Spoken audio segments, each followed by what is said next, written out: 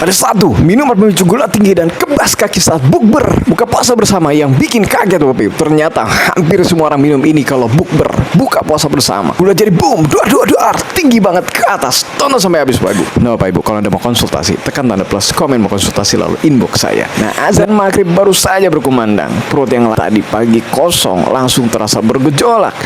Tenggorokan kering, kepala sedikit ringan, dan satu keinginan yang muncul hampir semua orang, minum sesuatu yang manis dan segar. Di meja makan udah tersedia gelas tinggi berisi minuman berwarna cerah. Apa itu? Ada yang merah menyala, ada yang kuning, hijau, nila, dan ungu. Ada juga yang di dalamnya tuh mengapung es batu yang menggoda Bapak Ibu. Begitu azan selesai, tangan hampir otomatis meraih gelas itu. Masya Allah, dingin, manis, seger. Rasanya kayak energi langsung balik ke tubuh. Dalam beberapa detik aja, rasa aus yang tadi terasa nyiksa langsung hilang. Sebagian orang bahkan merasa sangat tenang, sangat senang dengan sensasi itu. Wah, ini baru namanya buka puasa. Tapi ada sesuatu yang aneh. Beberapa menit, sebagian orang mulai merasakan hal yang beda di tubuhnya. Kok aneh ya badan ya? Awalnya ada rasa hangat di dada, lalu kepala sedikit berat. Nggak lama kemudian muncul rasa aneh di kaki. Nah, ini dia ada yang ngerasa kebas, kesamutan, ada yang ngerasa kayak ditusuk-tusuk jarum. Sebagian orang ngira itu cuma karena capek atau karena terlalu lama duduk habis pulang kerja atau habis kerja.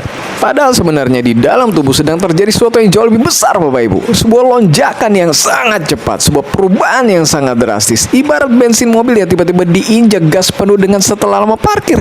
Boom. Lonjakan itu terjadi di dalam aliran darah.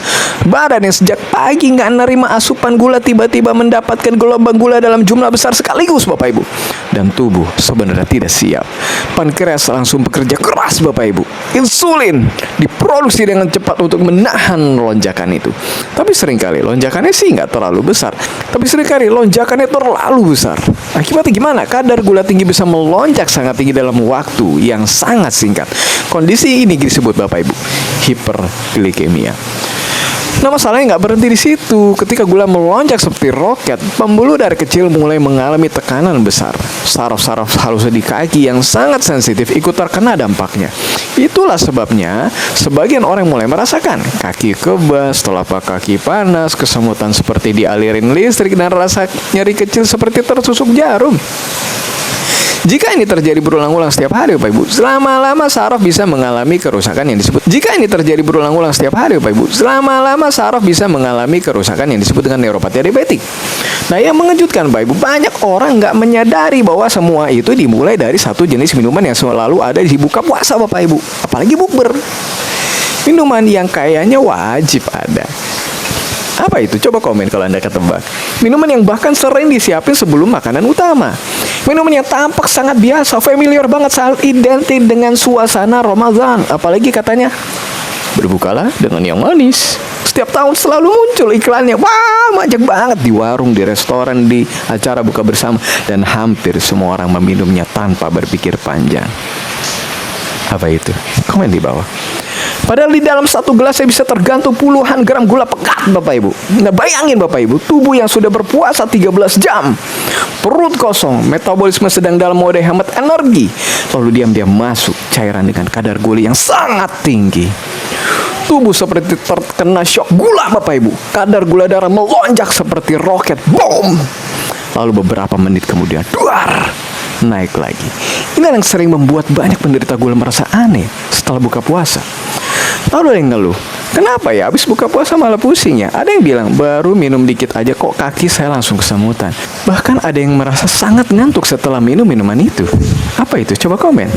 Padahal mereka belum makan apa-apa. Yang lebih mengejutkan lagi, kebiasaan ini tidak hanya terjadi pada penderita gula saja. Orang yang sebelumnya merasa sehat pun bisa mengalami lonjakan gula yang sangat tinggi jika terus melakukan kebiasaan ini setiap hari Bapak Ibu. Dan inilah yang paling mengejutkan. Minuman yang dimaksud bukan minuman aneh, bukan minuman mahal, bukan juga minuman impor. Justru sebaliknya, ini adalah minuman yang sangat-sangat sederhana. Hampir semua rumah menyediakannya saat buka puasa. Warnanya mencolok, rasanya sangat manis, dan disajikan dengan banyak es batu Bapak Ibu. Dan ketika dicampur dengan air, warnanya langsung berubah menjadi merah, hijau, kuning, nila, dan ungu. Baju kehibiniu. Iya, minuman itu adalah sirup manis. Masya Allah. Astagfirullah. Innalillahi wa inna ilaihi rajiun. Sirup sering dianggap sebagai minuman yang paling manis untuk buka puasa. Tinggal tuang sedikit ke gelas, tambah air dan es, lalu selesai. Masalahnya sirup sebenarnya adalah larutan gula yang sangat pekat, Bapak Ibu. Bahaya, Bapak Ibu.